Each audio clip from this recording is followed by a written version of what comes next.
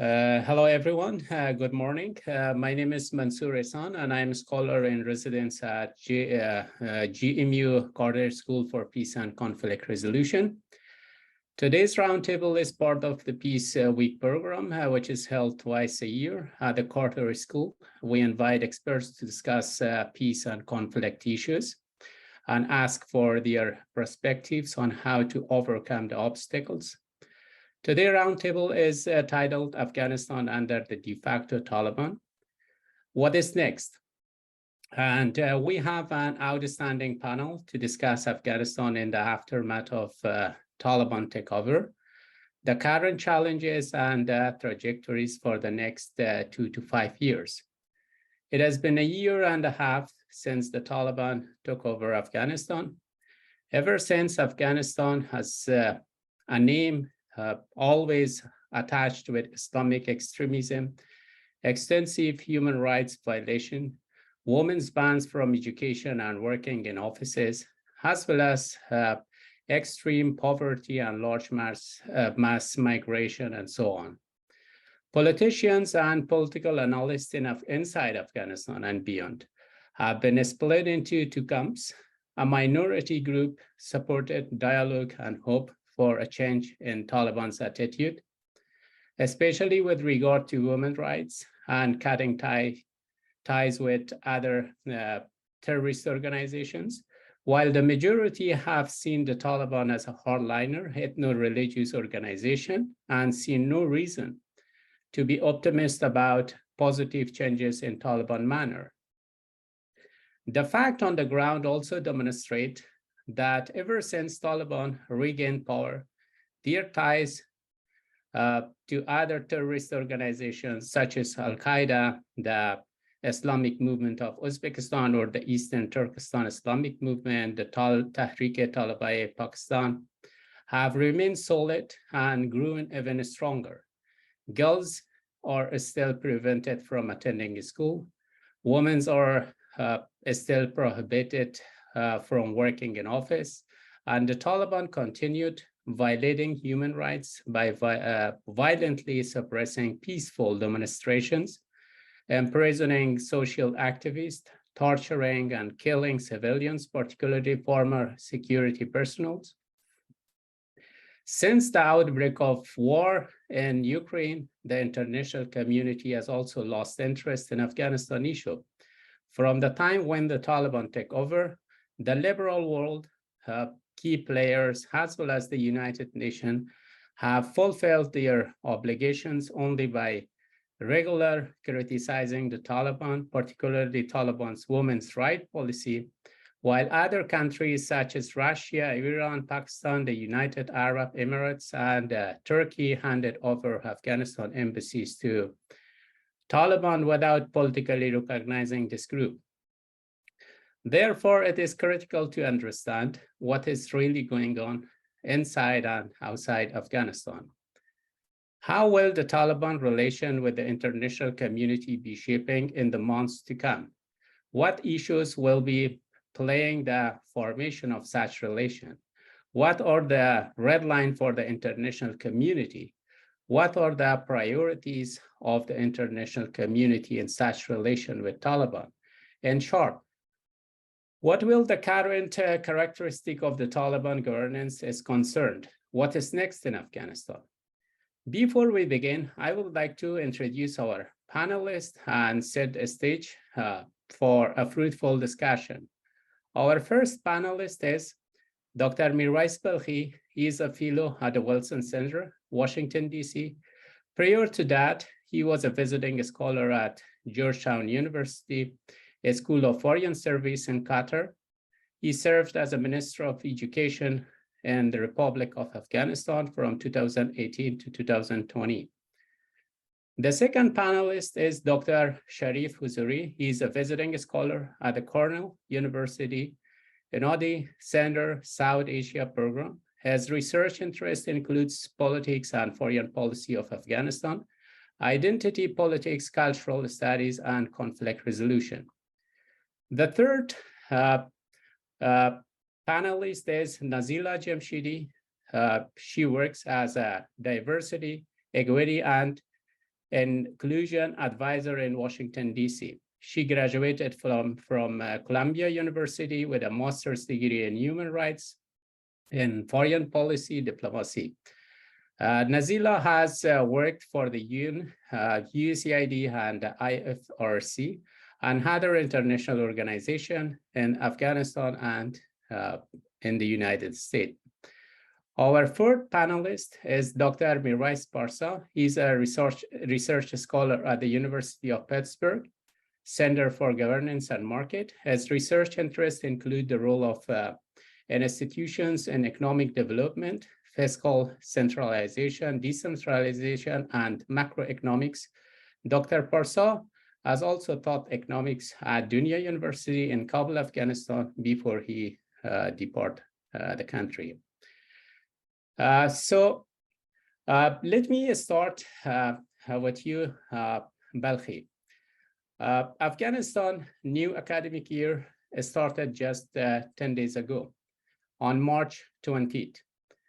Despite shallow hope among ordinary citizens in Afghanistan that Taliban might let the girls to go to school this year. However, Taliban once again proved that they are strictly against girls' education. So we would like to know how the girls' education faring under the Taliban. Thank you. Very much, Dr. Mansoor. Thanks, Dr. School, for having me part of this webinar with my great young scholars, Sharif, Nazila, Marsa, and thanks for Mercedes for planning it all. Well, unfortunately, we do not have good news from Afghanistan on education as part of total distraction in Afghanistan's political, economic, cultural, and societal distraction. Education is also totally destroyed in the country, not only for girls, not only for at the university level, but also in totality. It is a total destruction of the education as a whole, education as a structure, education as an objective, and education as an instrument to develop the future of the country in Afghanistan. The recent estimation that I have from Afghanistan is that the majority of the teachers, not only at the primary education, but also at higher education, are either displaced or run away from Afghanistan to different other countries. That's one bigger reality of the country on education sector that we are witnessing nowadays. And at the same time, many girls who are deprived going to school, even at the primary level, there are many families who are not sending their girls to their schools because they do not have that access to the environment that Taliban created for girls in Afghanistan, for teachers, especially women teachers who are also deprived going out of the houses for school, especially the customs, the rules and regulations that they define for women, especially women teachers across the country. So that is why all aspects of education, we are in a reverse underdevelopment situation in the country. We do not have any hope for education sector in Afghanistan, higher education sector in Afghanistan to give or to the children and young generation in Afghanistan. The recent report from 3 major universities of Kabul, Herat, and Bara shows that more than 300 professors they left Afghanistan for different countries, and 5 million girls are back going to school in Afghanistan because almost 3 million were easy 2 years back higher education, secondary education in Afghanistan, they are deprived of going to school, and teacher training also, the students are deprived of going to school, along with adding the 3.7 million households. Sorry for the interruption. Could you check? Yeah, because I can't hear you. Thank you.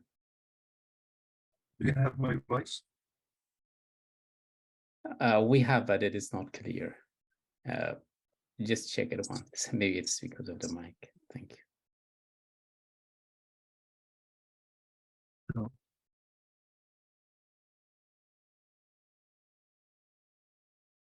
Hello. Yes, it's better now. I don't know what's the problem. So it is better now.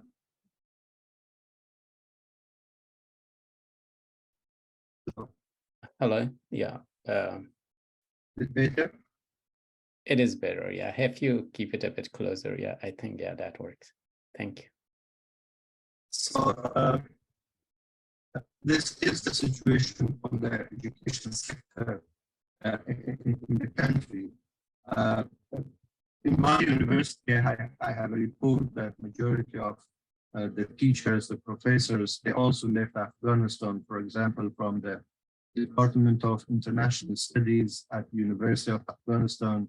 We were 8 professors who were teaching at masters, but 7 of them, they already left Afghanistan. You can see me and Sharif here as part of that faculty in Kabul.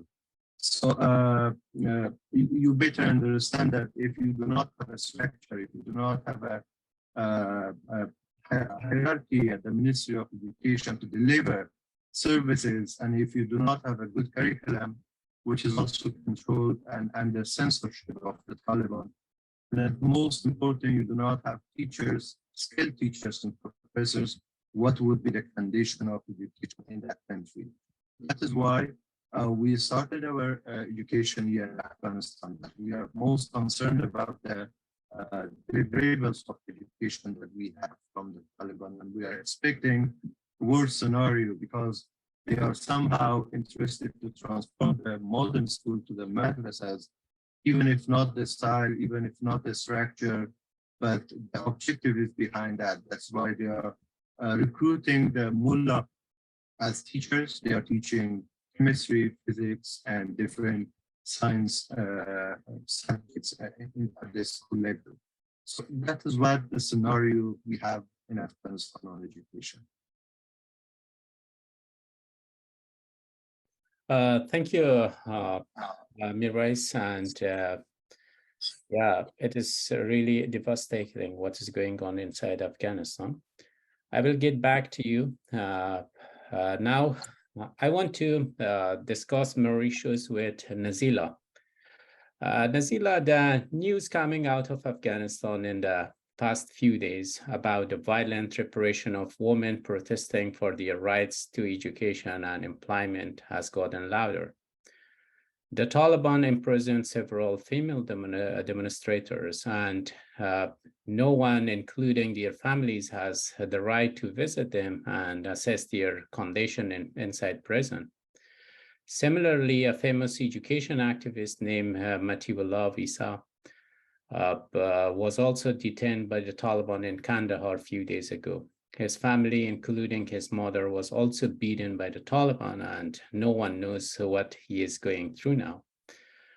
And these are only a few examples of extensive violation of human rights on a daily basis in Afghanistan.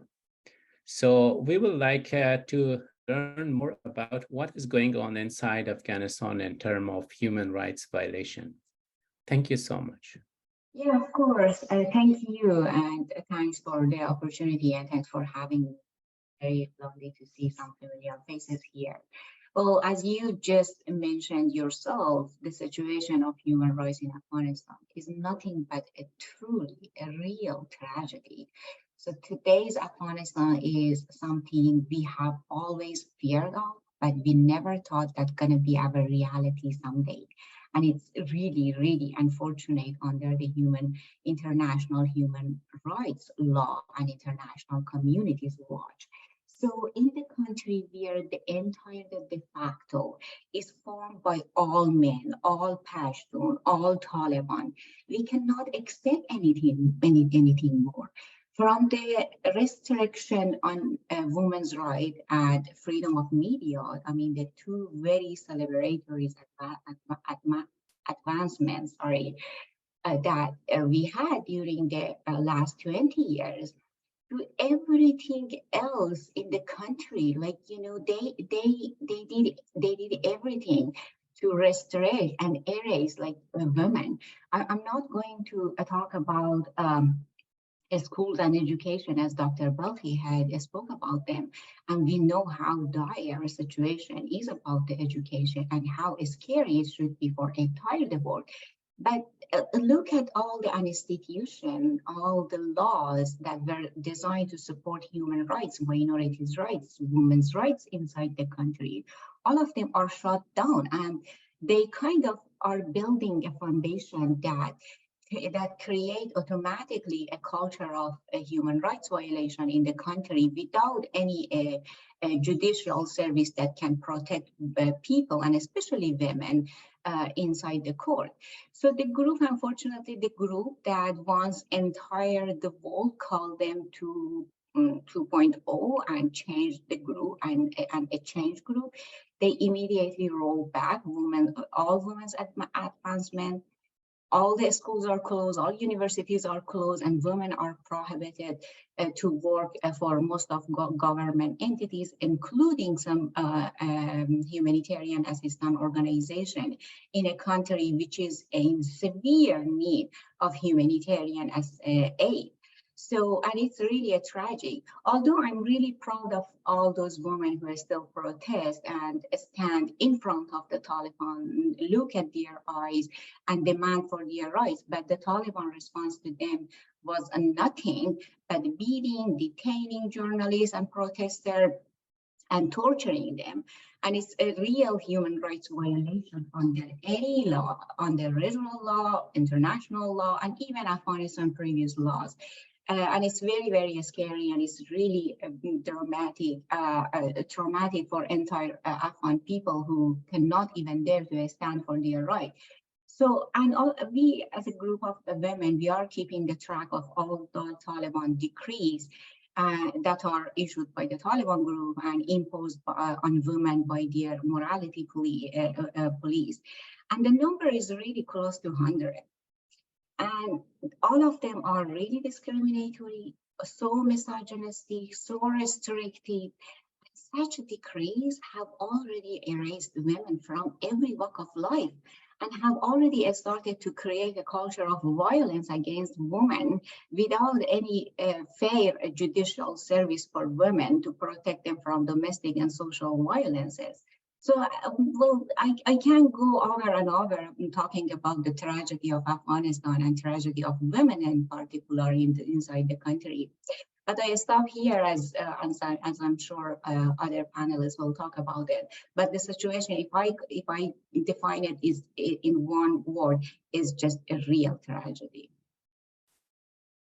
Thank you, Nazila. Yeah, this tragedy is so big, it is difficult to explain it. I will get back to you, but now I want to ask Dr. Uzuri, despite the Taliban continued rejection of IS-KP or the Daesh in Afghanistan, we have recently seen an increase in Daesh or the IS-KP attack across Afghanistan. The presence of Al-Qaeda member, the TTP, the IMU, the ADMI has grown as well, particularly in north part of north province of Afghanistan. So how do you assess the state of security for Afghanistan citizens in the presence of these terrorist organizations, and like they present everywhere? Thank you. First of all, thank you, Mansoor, and Carter School for Peace Studies and Conflict for this very timely talk on Afghanistan, and I convey my regards to all the panelists here.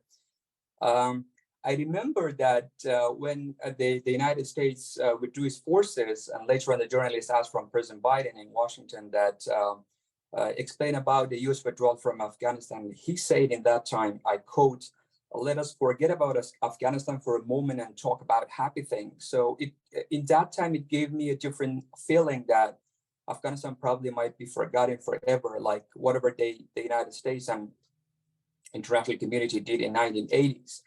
And we saw what was the consequence of that abandonance. And we saw the 9/11 in the United States. And I hope so that such things would not happen, and they should not forget Afghanistan or what's going on in the country.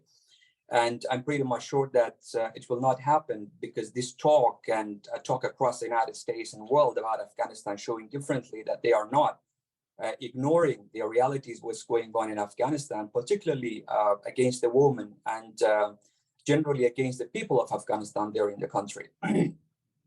Secondly, let me tell you frankly about and confess that whatever we are trying to say, particularly in the case of me, is not 100% genuine, and the analysis probably we are doing might not be that much genuine for two reasons. First, me myself, I'm away from Afghanistan, from the subject that I'm talking right now. It's going to be for 2 years, so I don't have access to the fields I'm talking about today. And the second point is we are dealing with a country which the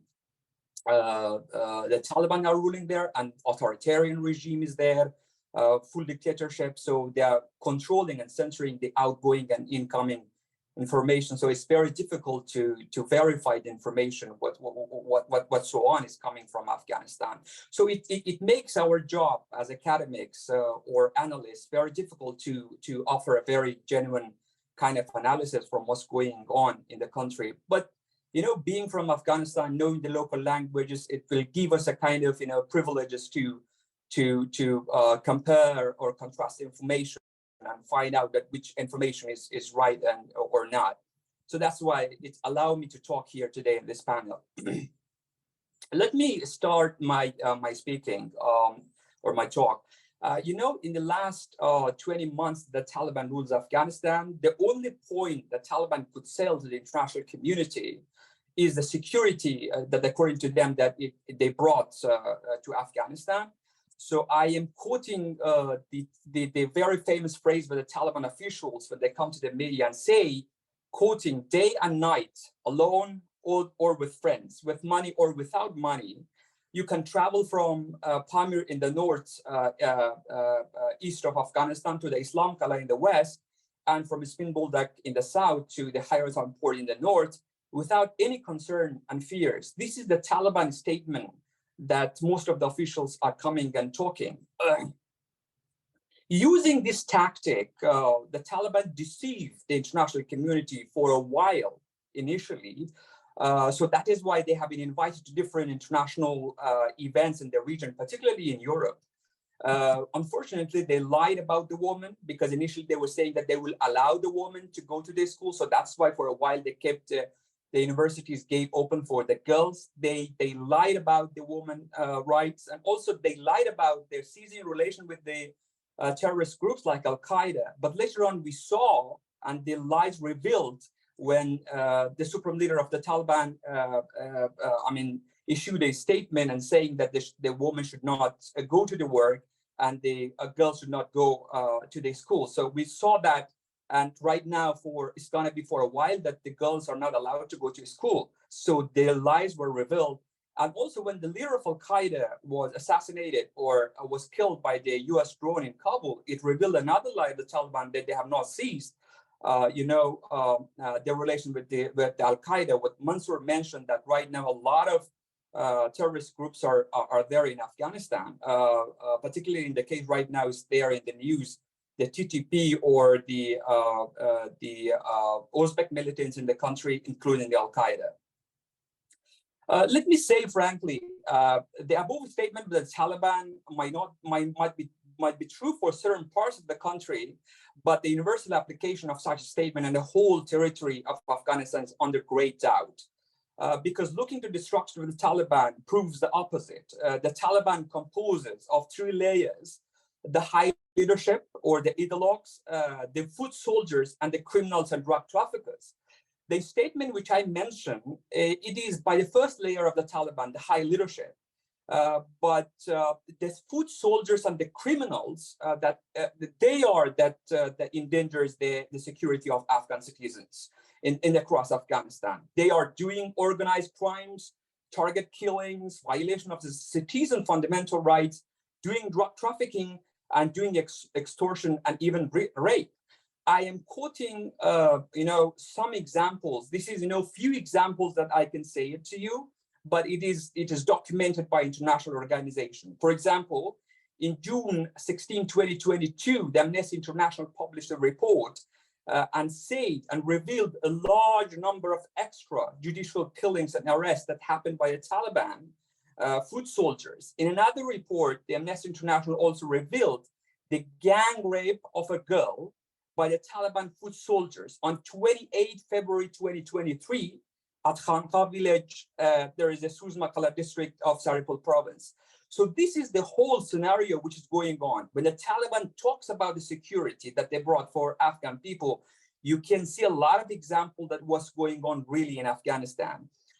So there are n numbers of kidnapping and then killing the oppositions and ex-armed forces, military forces that are not going to be reported, because as I mentioned to you that we are dealing with dictatorship, we are dealing with authoritarian regime. Lots of these incidents is not going to be reported.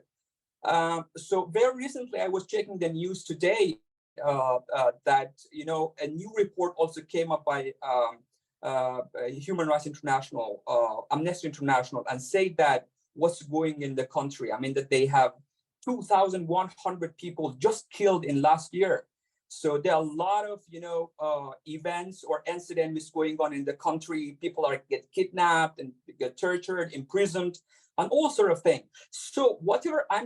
I tried in this talk was that just debunked this security narratives by the Taliban, which they say that they brought a physical security for the Afghan people, but unfortunately, in reality, it is totally different. So I will stop here, and probably in the next slot of time, I will talk more about the human security violation in the country, which is going to happen. I will stop here. Thank you. Thank you, Huzuri, for picturing Afghanistan in terms of security very well.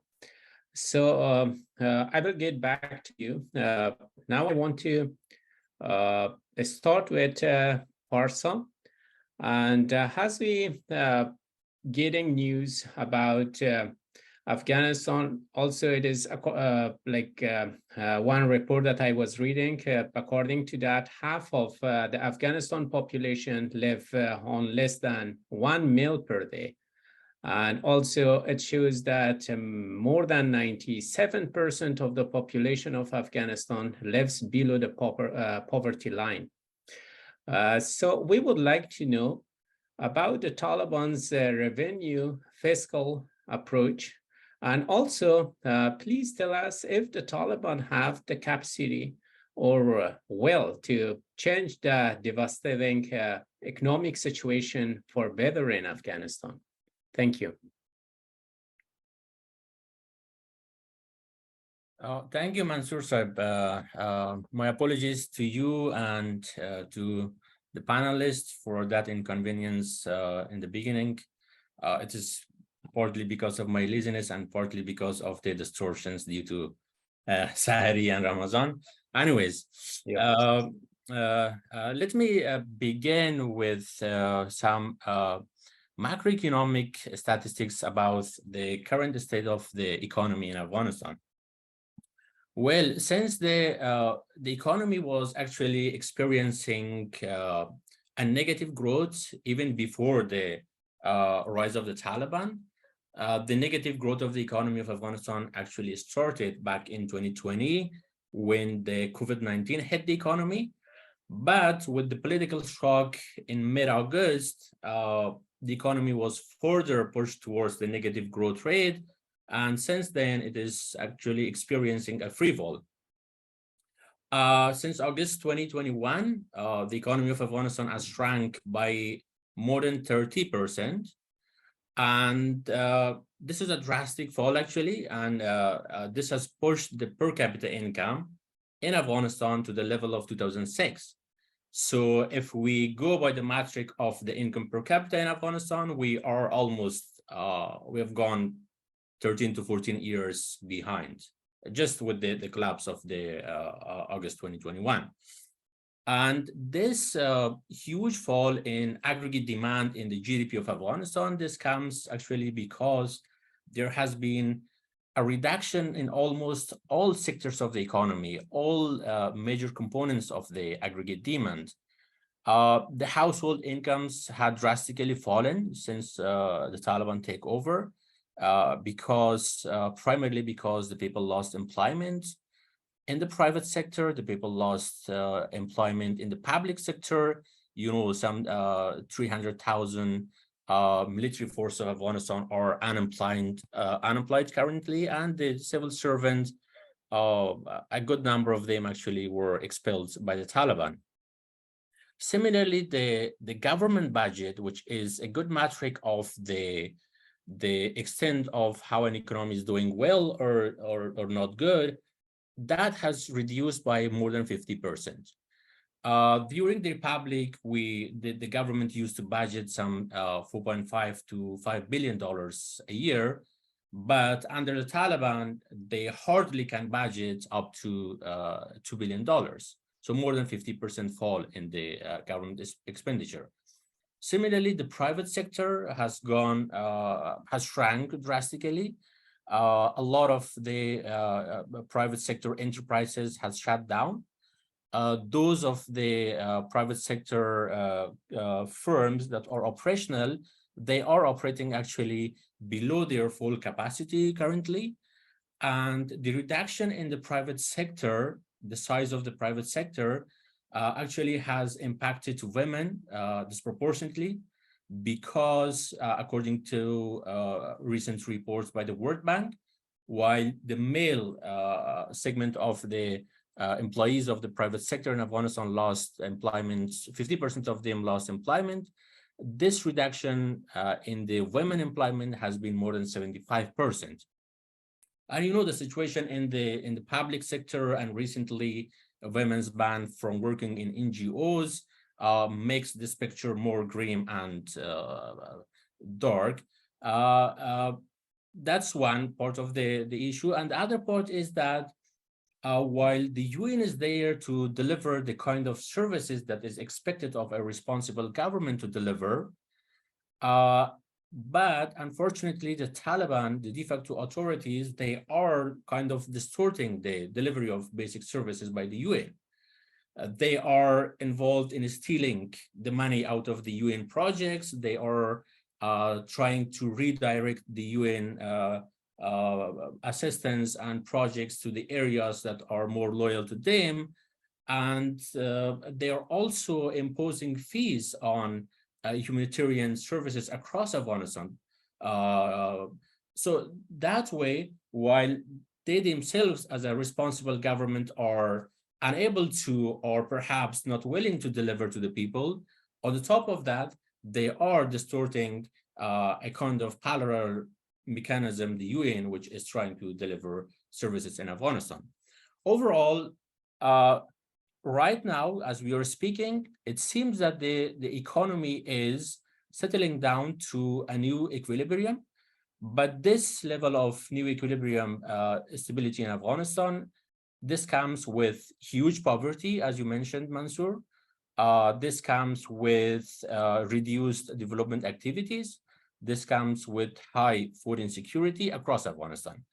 Coming to the fiscal sector of the economy, unfortunately, as it might be very well known to everyone, the Taliban are very good in forcing people to believe the way they believe, and also to extort the money out of the people. Since they have come to power, they have been taxing people so heavily that I believe the business sector and the people of Afghanistan would not bear would not bear that level of taxation anymore. And sooner rather than later, we will see that the economy will collapse further unless the international community keeps supporting directly and indirectly, so there is some stability. So while in terms of the formal tax rates in the formal business sector, the Taliban have not increased very much the tax rates, but they have broadened the tax base. They have actually brought the poorest of the poor under their taxation. And the overall revenue streams of the Taliban, I categorize them into 4 different categories. The first is the revenue they are collecting from the formal sector of the economy, and that is the conventional direct and indirect taxation and customs revenue. But the Taliban have introduced further elements into the formal tax system. And that is, they have significantly increased the tax rate on land and agriculture product, taxation on the rural economy. Well, under the Republic, there was a tax system on the rural economy, but that was very moderate. And in most of the cases, that was even forgiven. But the Taliban has increased this rural taxation drastically, 1. Second, the Taliban has also increased taxation on the urban sector. You know, most of you from Afghanistan, you might have been in touch with your families back there in Afghanistan.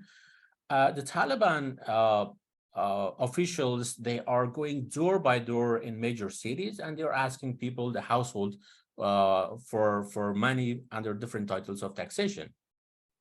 They have increased taxes on retailers. They have imposed a tax on taxi drivers in major cities. They have been taxing even the street vendors. Imagine a street vendor in Kabul working all day up to the middle of the night and earning some $3 to $4 a day.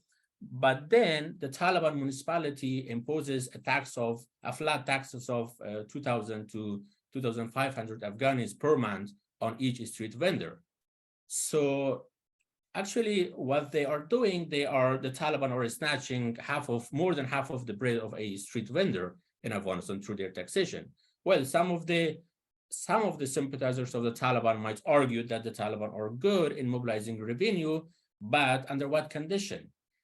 Has their revenue increased because they have improved the overall business environment?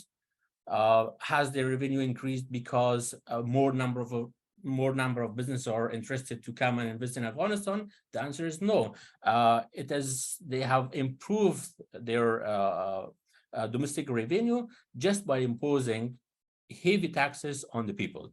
So that's one source of their income. The second is the informal taxes.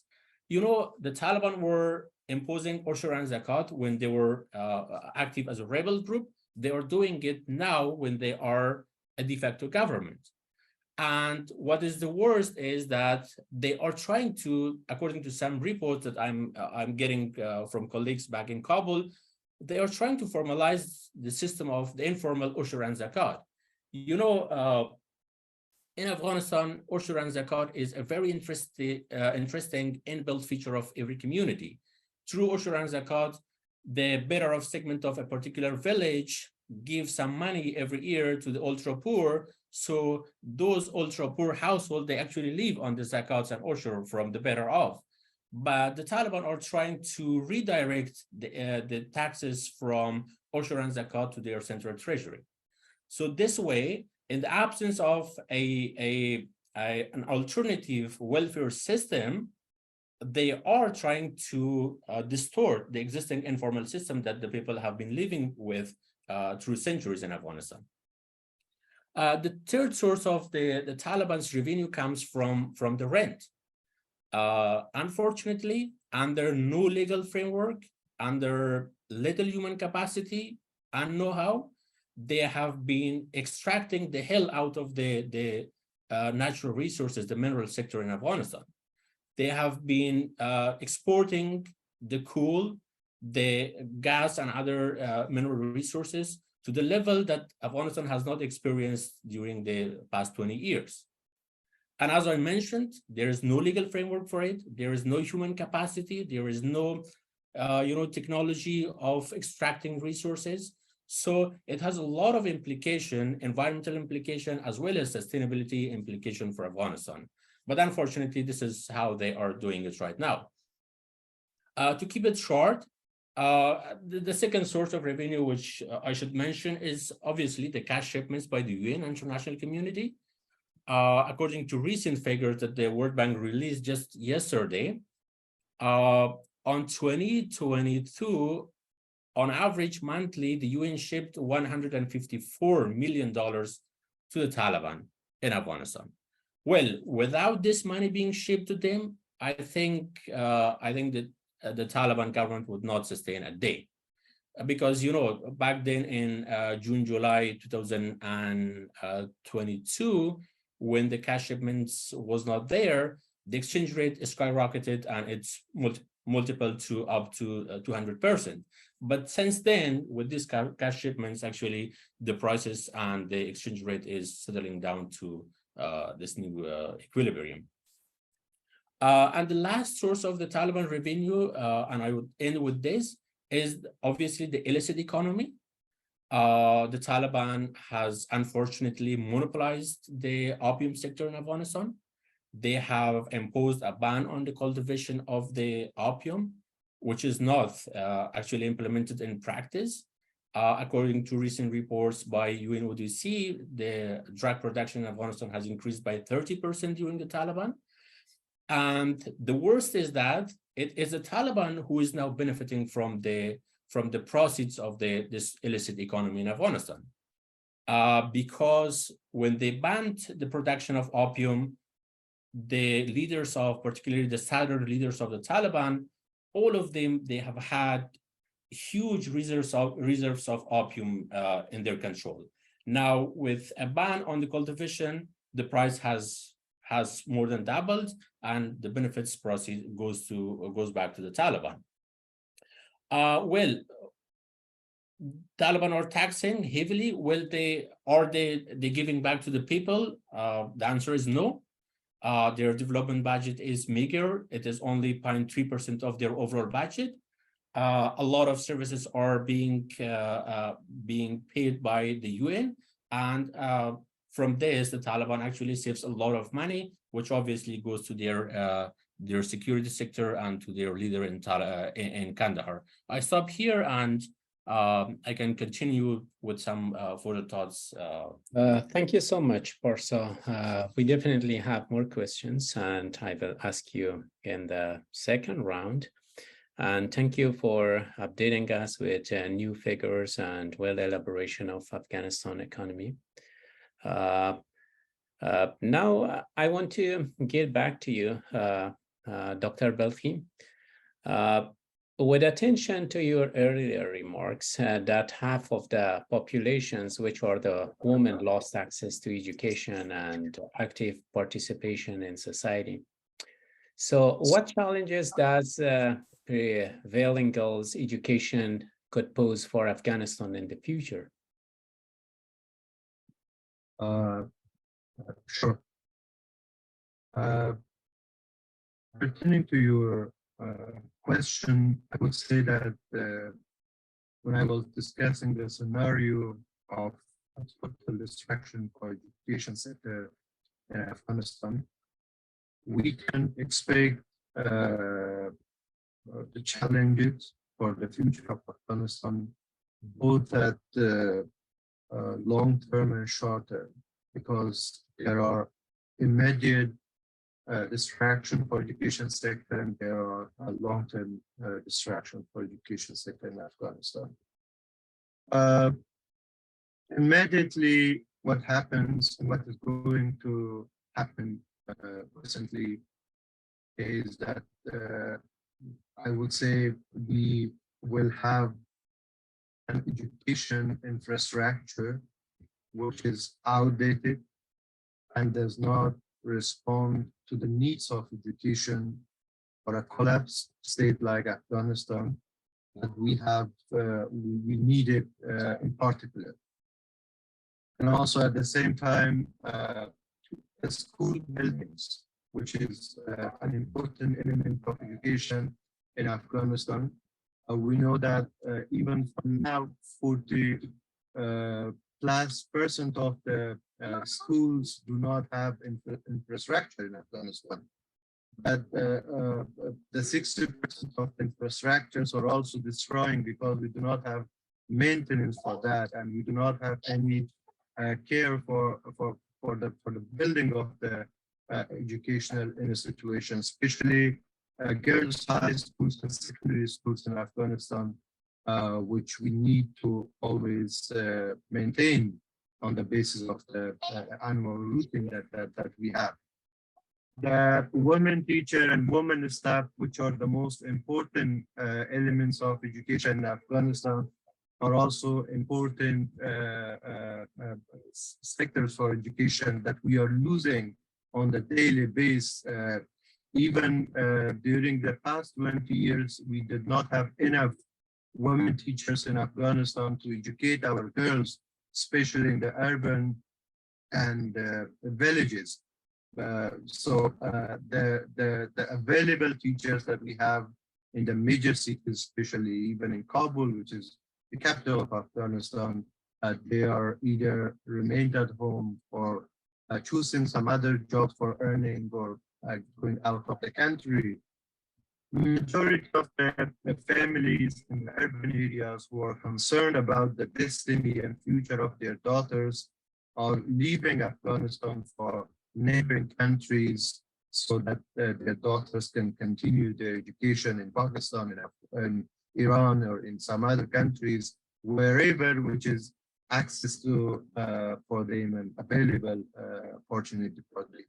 So these are the immediate challenges that we are having in Afghanistan on education. But for long-term challenges, I would say in a sum that we will have a social crisis in Afghanistan for the future of a country, that we may revamp or we may repair the political, economic, or social angles of the collapse, but the educational collapse is not easily repairable, because we will have incompetent, unskilled, and burdened generation for Afghanistan, which we need for society building, for state building, for special market building, which is one of the most important factors for the release of Afghanistan in the future.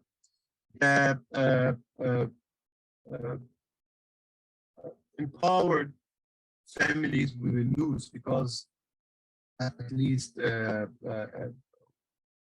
a country like Afghanistan, we need educated family, we need educated women, educated mothers, so that they can produce or they can have responsible citizens in Afghanistan, build all the sectors of the country.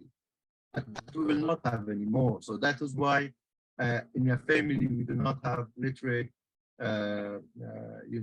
trainers, how we can give responsible, educated, skilled generation to the society, so that they can be useful for the development and future of Afghanistan. One more thing also that I'm concerned is the dependency of the woman on men, because in Afghanistan, as in any society, we have half the population of the country women, maybe even 1 or 2% more than men in Afghanistan. So these population will be dependent on men, and men in Afghanistan, based on the traditional customs that we have in Afghanistan, I think an average of 7% members we have in a family. And in that family, only one man can work, and that one man is the earner of the family. So how that family can develop, grow, and how that family can be useful unit of society building, market building in a country. That is why I believe that the situation we are facing nowadays in the country is going into a deep societal, social catastrophe and social distraction in Afghanistan. And that total distraction will prevail a bit for radicalization, for collapses, and for all kinds of conflicts that we can expect in Afghanistan. And that will also affect the region and global security. Thank you, Dr. Berkhi. I will ask you for a final recommendation letter, but let me get to Nazila, and I expect our panelists to, since we are reaching to our limits and time, we have just like 15 to 20 minutes with 10 minutes extension. So to keep it a little bit short, Nazila, I want to ask you, has you explained the devastating human rights condition in Afghanistan before? So I'm wondering to know why the international community, including the United Nations, are not taking any effective action against the Taliban, except some official release has reaction to some major human rights violation every time. Thank you.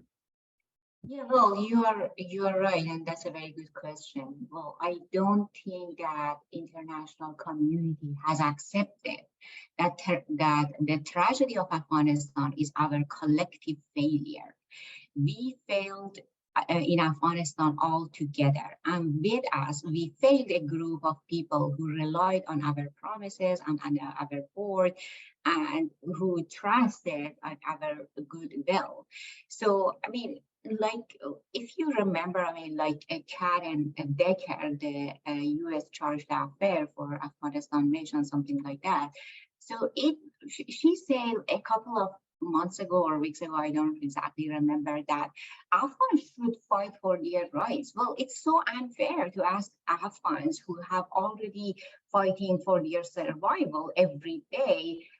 They are fighting to just, survive from the starvation, from the humanitarian crisis every day for themselves and for their family, and are left totally alone with an oppressive group that do not hesitate to use any force against them, than to go out and fight for your right. I mean, unlike our imagination that we thought we are going to end this war, unfortunately, we ended no war for the people of Afghanistan. They are fighting every day for their rights and for their survival.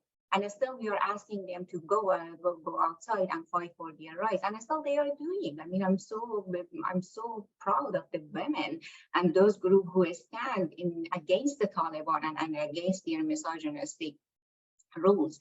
And well, it doesn't mean I should ignore what has been done. I do value and appreciate some of the steps that we have taken in the last 19 months, if I'm right. So, but they have not been enough, and that's not all we can do. I understand that Taliban are not giving the recognition they pretty much desired by the world, and this is a good step. It can prevent consolidation of their oppressive power, and that could be an effective in long-term step to be taken. Or the rule that UN and through its UNAMA mission and sending a special rapporteur to Afghanistan. These are all the things that international community have been doing. But is that really all we can do? I mean, let's be fair. The international community should really use its all leverage over the Taliban. Unlike many Americans and Western analysts who believe that we lost our all leverage on Afghanistan in the summer of 2021, well, I don't believe that we lost on our all leverage on Afghanistan, and I don't think if our influence is limited to our military presence on the ground. Still, we can show the force and influence through the targeted sanction on the Taliban leaders, political and diplomatic pressure on the Taliban, and also their friendly countries, which is very, very important. The countries that are empowering them, the countries that are supporting them and defending them on the international stages. And that would eventually help us to kind of force the Taliban toward taking some corrective action toward the human rights thing. Well, I do believe we should condition our engagement. We have been engaged. I don't believe that lack of engagement can take us anywhere. But I don't think, unconditional engagement will take us anywhere either. International aid, recognition, removal of economic sanction, political sanction, and even the formal political, economic, and diplomatic relationship. If we kind of consider some conditions over there on them and make them kind of conditional, it would eventually help in realizing some. I'm not saying all. Unfortunately, we lost a lot. But some of the women's right, it would revive some of the women's right and humans' right on the ground. But without that, some statement, really delivering some statements, some couple of words, they prove to be counter-effective. Thank you, Nazila. Let me get to Dr. Huzuri. Based on your research interest about the cultural diversity and politics in Afghanistan.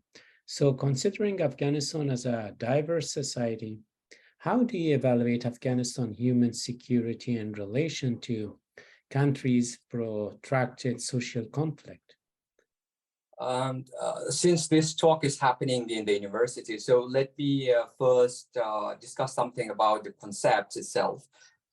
Conceptually speaking, the United Nations Development Report, or UNDR, came up with the new definition of security in 1996 and added the concept of human security to the mainstream of security studies. So they added new dimensions to the security itself when they're discussing about human security. They are economic, they are food, they are health, environment, personal, community, and political security. When we talk about human security, these 7 dimensions we have to consider.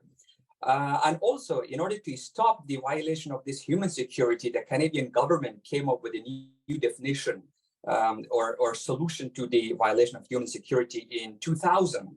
But later in 2007, in the World Summit, 2005 in World Summit, the head of the state, 150 states, endorsed this kind of solution. And that was responsibility to protect, or R2P, in order to overcome these human security violations. And also Mary Kaldar is a very prominent scholar in her article called Human Security in Complex Operations. She pointed out how to secure the human security in a country facing with conflict like Afghanistan. So this kind of concepts would help us later on to understand what's going on in Afghanistan in case of human security. According to Kaldar, there should be, when we're talking about human security and how to secure it, she says that we have the first focus has to be on the primacy of human rights, including social, economic, political, and civil rights. She mentioned as second point, there should be a legitimate political authority and civilian government that should come up through political debate using bottom-up approach and involving different sections of the society, and not by using the force that the Taliban unfortunately have done it till now.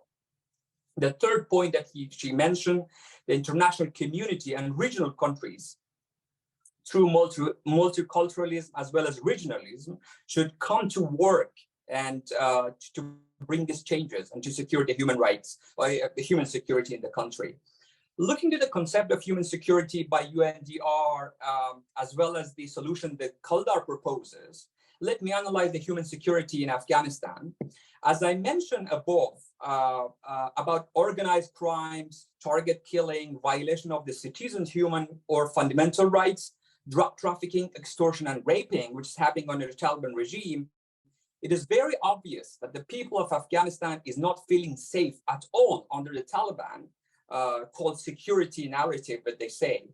Based on UNDR, the people of Afghanistan have no economic security, as my friend Mirez Farsal mentioned, because in terms of per capita income, in case of employment, job, to run their lives. So that is why thousands of Afghans right now in a queue to get an appointment to take their passports and apply for neighboring countries' visa.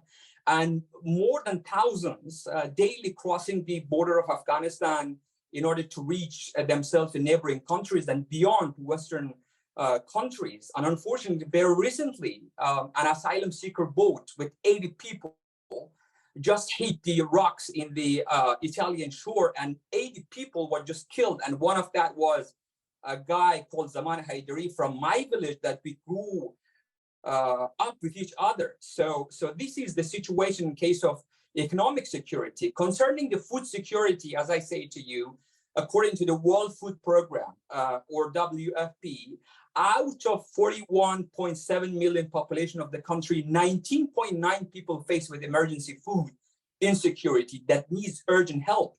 19 million faced with serious food insecurity, and out of that, 6 million people faced with emergency food insecurity that needs urgent help. Due to this food insecurity, unfortunately, and all of us know that the level of malnutrition is very high and affect the health security of children and mothers, as well as the common population of the country. Because according to the UNICEF, there is another report that 41% of the children below the age of 5 faced with the stunt and malnutrition. 1 in 3 baby girls faced with anemia, and only 12% of children of Afghanistan ages 6 to 24 months, they'll receive a proper food necessary for their age. And also, if I combine personal, community, and security and political security all together, when I'm talking about human security, the situation is unfortunately much more dire. Anyone dares to question the authority of the Taliban and the system of governance, they will be arrested, tortured, and imprisoned. Very recently, and all of us know that who follow the news of Afghanistan, the girls' protest against the continuation of the banning education for girls in Western Kabul was brutally suppressed, and the protesters, which mostly were girls, arrested and imprisoned. In another incident that Mansoor has also mentioned in initial, an educationist, Matiullah Bisa, who used to be distribute the books among the children in the villages in the east or southern part of Afghanistan, which is the birthplace of the Taliban, where the society is much more conservative, was arrested and imprisoned, and his house was searched and the family was tortured. That right now everyone in the international community was pressurizing right now the Taliban to release him, but nobody knows what happened to them. So this is, you know, the gross violation of the human rights, as well as security, human security in the country that I explained to you. In case of protracted social conflict, as you mentioned and asked me, since we are running out of the time, I would try to explain that one in the next slot, that if you give me the time, when I'm proposing the solution for the current situation. Thank you, Huzuri. I'm afraid that we are running out of time. So let me get to Parsa. Given your previous remarks, the new figures about the poverty and unemployment you shared with us, where do you see the Afghanistan economy in the next 1 to 3 years? So I want you to be precise and short. Thank you so much. Thank you, Mansoor Sahib. I think it is very difficult to predict the state of situation in Afghanistan. That's the most difficult one. No one can do that. But let me try. As I said, actually, based on the current situation, we see mixed trends around the economy. Well, economy and polity are very closely linked, so they are two sides of the same coin. On the one hand side, we see that the economic situation is stabilizing. Exchange rate, for example, inflation, the economy being settled down to this new equilibrium. These are the signs that things are on the path towards improvement. And meanwhile, unlike the Republic, when 75% of the public expenditure was covered by international aid, which was very uncertain, that we saw that before the 15th August collapse, when the aid stopped overnight, the situation back then in the palace and the government in Kabul was grim, and the government was unable to pay its civil servants, basically, because everything was tied to the international aid, and when that stopped, there was no resources to pay. But now, under the Taliban, at least we have, even if it's small, this de facto regime, they have their own budget. They cover their budget from the domestic resources. As I said, it is very small, but that in itself is a positive note, because it is trying to somehow, the budget is trying to somehow get independent of the international aid, which is more certain, which is more in the control of the government. The government can prioritize, and there is no conditions on it, unlike during the Republic, when the international community would announce funding a project, then that was conditional based on the condition of each specific donor, which is not there now. So these are the positive things going on. But on the negative side, the political landscape in Afghanistan is very dark. Due to the Taliban obstinacy to agree to a political compromise, to a political settle down, there is the prospects of a huge conflict emerging in the next few years. Just recently, we saw the reports that the National Resistance Front is trying to begin its spring wave of conflict. And similarly, the ISKP and other terror group, they are getting more active. So in that sense, the situation seems very dark. But at the end of the day, it is the net effect of these two trends that would determine where the economy would go. And I think, in my opinion, unless the Taliban try to come to a political settlement and resolve the issue of political instability, the economy will deteriorate, and the economy will keep falling. And I don't think there would be a rebound in economic growth in the near future. I can think of two scenarios. One is obviously the status quo.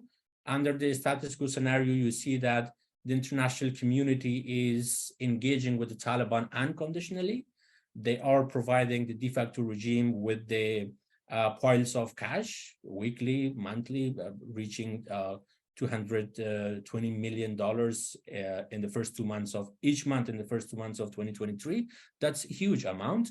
They are indirectly supporting the regime through political dialogues. So under this scenario, this is the situation that the international community is directly and indirectly supporting them, but the Taliban keep trying to impose very harsh social policy on women, on the community overall in Afghanistan. And due to lack of good governance and due to overtaxation, they are trying their level best to deteriorate the situation of the economy. If this scenario continues, this would be the situation that it mostly benefits the de facto regime at the cost of the general public in Afghanistan. And unfortunately, the signs are that this scenario is happening right now. But there's an alternative trajectory to this, and that alternative scenario is basically that the international community becomes more proactive in holding the de facto regime accountable. International community should try, to speak it normatively, they should try to make their engagement with the Taliban conditional on how they are behaving with the women, with the issue of rights, with the management of the economy, of the drug production and trafficking, of the illicit economy, etc., etc. And if this scenario happens, and obviously the international community should use whatever leverage they have to force the Taliban to come to a political settlement and engage with the other groups in Afghanistan. And if this scenario, which the prospects of which I see very less, if this scenario prevails, obviously the things would rebound.